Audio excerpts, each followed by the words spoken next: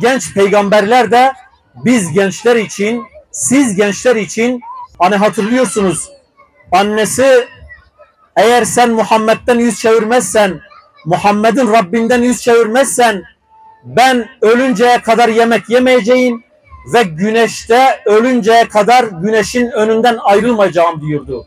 Safına geçmişti. Evet, bakıyoruz ki hep gençlikte bir şeyler oluyor.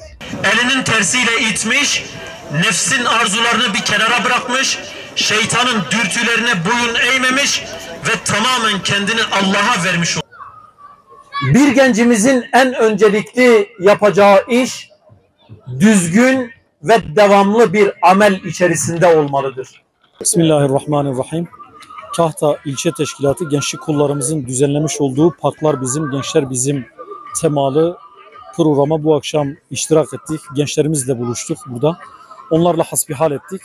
Hakikaten içinde bulunduğumuz çağda ifsadın bu kadar kol gezdiği bir zaman diliminde gençlerimizin bu şekilde bir araya gelerek kendi ihyaları ve hidayetleri için bir araya gelmeleri bizi sevindiriyor. Bize geleceğe dönük bir umut veriyor. İnşallah bu tür ortamların daha fazlalaşması için bizler de Adıyaman İl Teşkilatı olarak inşallah elimizden gelen her türlü gayreti ortaya koyacağız. Gençlerimizin yanındayız. Dediğim gibi böyle bir çağda günaha gitmenin çok kolaylaştığı bir zaman diliminde bütün bunlardan yüz çevirerek nefsani, şeytani arzulardan, ifsat şebekelerinin her türlü tuzaklarından yüz çevirerek bu şekilde burada bir araya gelebilmek ve bu şekilde buluşmak gerçekten sevindiricidir ve bizi de bu konuda dediğim gibi umutlu kılmıştır geleceğe dair. Bizler Kahta Hüdapar Gençlik Kolları olarak her yıl düzenlediğimiz Gençler Bizim, Parklar Bizim temasıyla düzenlediğimiz etkinliğimize bu sene de başladık. Elhamdülillah yeni başlamamıza rağmen çok iyi gidiyor. 3 haftadır yaklaşık Kanalboyu Parkı'nda toplanıyoruz, bir araya geliyoruz. Amacımız biraz daha gençlerin manevi atmosferden uzak durmamalarıdır. Yoksa günün 24 saatinde belki telefondan, sosyal medyadan, çevreden, inşaattan, işten, çalıştığı yerden, şirketten vesaire farklı ortamlarda farklı yerlere gidebiliyorlar ama bu manevi atmosferi çok da fazla yakalayamıyorlar.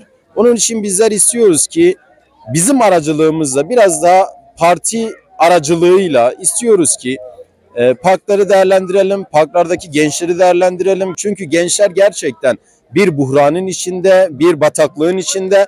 İnsanlar zaten çevresindeki insanlar gençlere bataklıktayken dahi ayağıyla basıp o gençleri battıkça batırıyorlar. Bizler de istiyoruz ki batan gençlere umut olalım, elimizi uzatalım, o gençleri hür yapalım. Gençlerimiz Allahu Teala'nın emir ve yasakları doğrultusunda bir hayat çerçevesi dizsinler, hayat çerçevesi belirlesinler.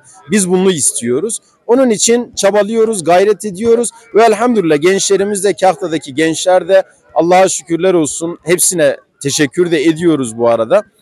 Gençlerimize katılım sağlıyorlar. Yatsı namazımızı biz burada beraber kılıyoruz. O akabinde nasihatler ediyoruz. Akabinde muhabbet, sohbet, çayımız zaten var.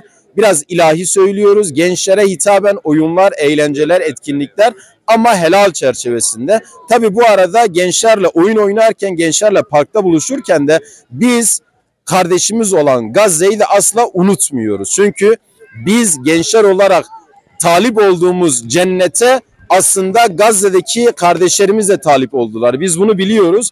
Biz istiyoruz ki o Gazze'deki kardeşlerimizin de, genç kardeşlerimizin de yaşadığı duygunun tamamını, aynısını yaşayamasak da bir nebze de olsa gençlerimize orada yapılan zulmü, orada yapılan haksızlığı, orada yapılan işkenceyi, orada yapılan soykırımı bir nebze de olsa gençlerimize anlatıp buna göre adım atmaları için bir gayret içindeyiz. Allah'ın izniyle biz de istiyoruz gençlerimizin Batı'nın oyununa düşmemesi için gerçekten bugüne kadar belediyeler olsun, devlet eliyle olsun, kurumlar olsun, şahıslar olsun, sivil toplum kuruluşları olsun hiç fark etmeksizin gençler üzerine sürekli gençleri imha etmek üzerine projeler, planlar kuruluyor.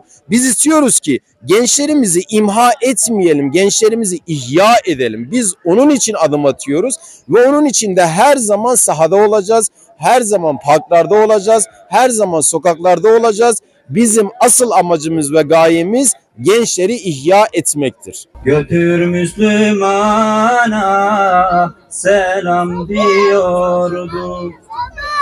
Dayanamıyorum bu ayrılığa.